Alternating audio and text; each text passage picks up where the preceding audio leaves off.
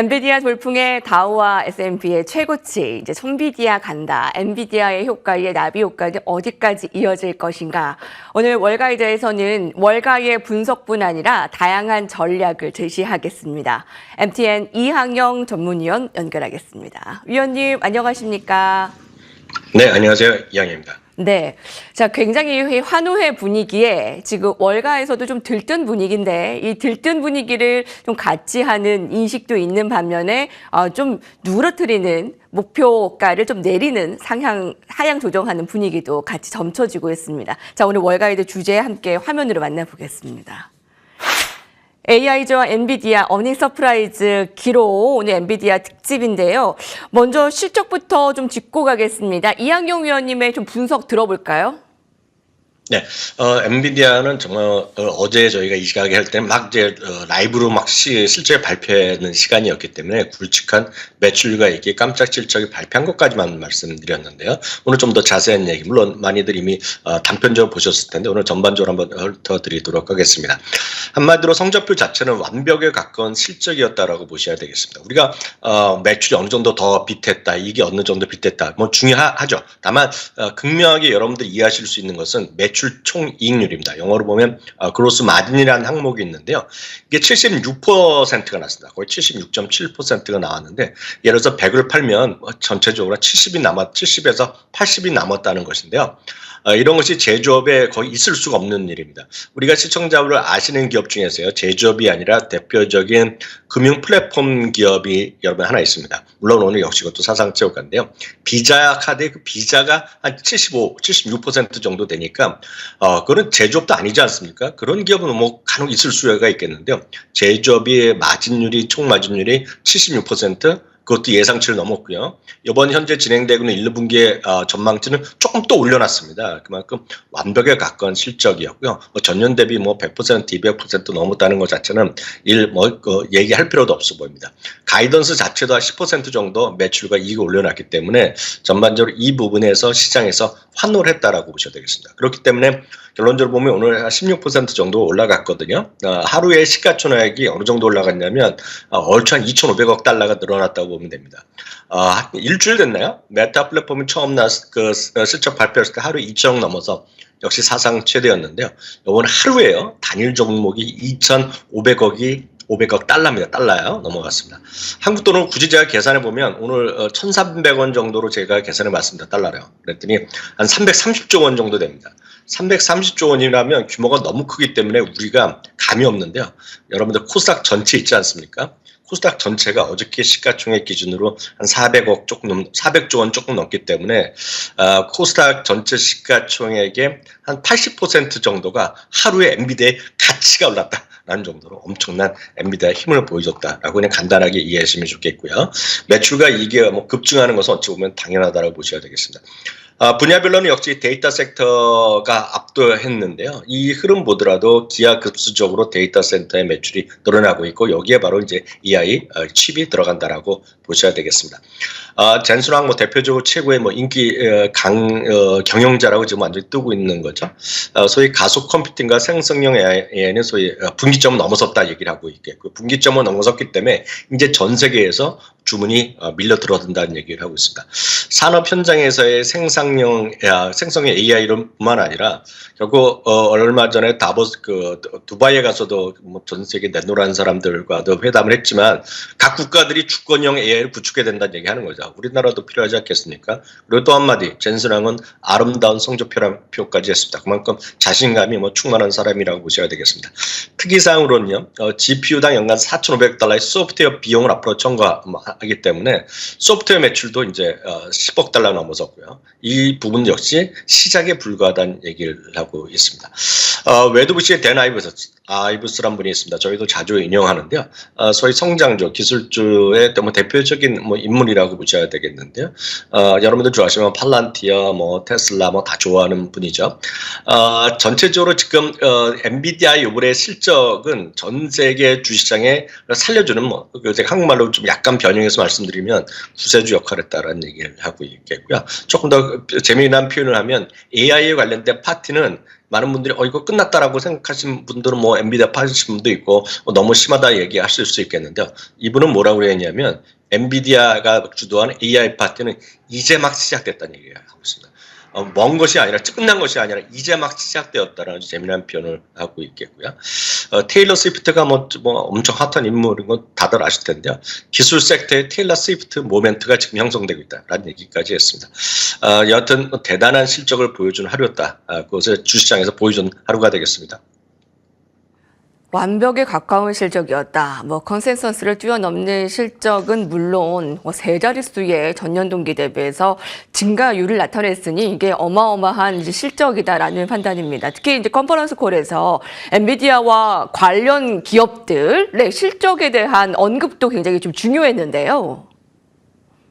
네, 맞습니다. 젠스랑이 정말 대단한 경영자인 게 젠스랑이 어디에 갈 때마다 같이 나오는 사람들도 있고요. 뭐 새로운 행사장에 갈 때 뭐 인터뷰도 같이 하는 경우가 왕왕 있었는데요. 어저께도 뭐 다양한 기업들과의 협업 이런 것들을 강조했습니다. 내노라는 기업들이 결국은 엔비디아 한마디 때문에 더 오늘 주가 좀 올랐다라고 저는 이해할 수도 있겠는데요. 마이크로소프트가 쉽게 얘기해서 마이크로소프트 365 코파일럿, GI 덥 코파일럿 이런 걸 통해서 더 빠르게 성장하고 있다는 평가를 내려줬습니다. 이커머스나 SNS, 뉴스, 비디오 서비스, 엔터테인먼트 등 다양한 회사에서 AI를 사용하고 있겠고요. 그런 거를 대표적으로 잘하고 있는 기업이 메타 플랫폼이라는 얘기를 했습니다. 서비스 나우와 이런 것들, 서비스 나우와 스노우플레이크 이런 것들, 그리고 대표적인 몇몇 회사들은 젠스랑과 자주 행사장에 나타났던 사람들입니다. 어저께도 역시 서비스 나우나 어도비, 그리고 SAP, 스노우플레이크 등 AI 제품군이 이런 것들이 나오면서 이들의 어떤 관련된 계약이 계속 늘어나고 있습니다. 서비스 나우, 어도비, 스노우플레이크 오늘 전부 다 웬만한 것들이 좀 반등을 시도했겠고요. 앞선 코너에서 나오던데 구글과 협력을 했겠어요. 새로운 언어 모네이는 젠마라의 최적화도 완료했다는 얘기를 하고 있습니다. 알파벳도 여하튼 최근에 다시 관심을 갖고 있겠고요. 또 하나는 이제 대표적인 소위 서버들이 많이 사용하다 보니까 대표적인 것이 슈퍼마이크로 컴퓨터, 델, HPE, 레노바 이런 것들도 AI 솔루션 확장을 위해서 자신들과 여전히 협력을 하고 있다는 얘기를 하고 있습니다. 여하튼 이 모든 것들이 결국은 엔비디아와의 협업을 통해서 앞으로 정말 잘해나가자는, 그리고 세상을 다시 한번 더 좋게 만들자고 하는 젠슨항의 평소의 꿈을 함께하는 기업들로 일단 행사 컨퍼런스 콜에서 멘트의 대상이 됐던 것만 하더라도 어찌 보면 상당히 행복한 하루였다라고 저는 생각을 하고 있네요. 예. 자, 잭슨 할의 더 큰 비전을 살펴볼 수 있는 컨퍼런스 콜이 아니었나 싶습니다. 자, 엔비디아와 더불어서 같이 협업을 하고 있는 그런 기업들 좀 언급이 잘 되는 표정이었고요. 서비스나우나 어도비, 스노우플레이크, 마이크로소프트 등등의 종목도 반등을 크게 시도하는 모습이었습니다. 엔비디아 뭐 자체 안에서도 지금 물오른 자신감을 보여주고 있습니다만 월가의 시각은 어떻습니까? 아주 다양한데요. 네, 엄청 다양한 시기에 나왔지만 전체적으로 보면 그 목표 주가를 꽤 많이 올렸다. 뭐 전체적인 종합평가표는 나중에 보여드리겠지만 쉽게 얘기해서 13군데가 최소 13군데가 목표 주가를 올려놨고요. UBS만 여전히 그 매수 의견이지만 목표 주가는 $50 내려놨습니다. 대표적인 기업 서너 개 군데의 커멘트를 잠시 한번 살펴보겠는데요.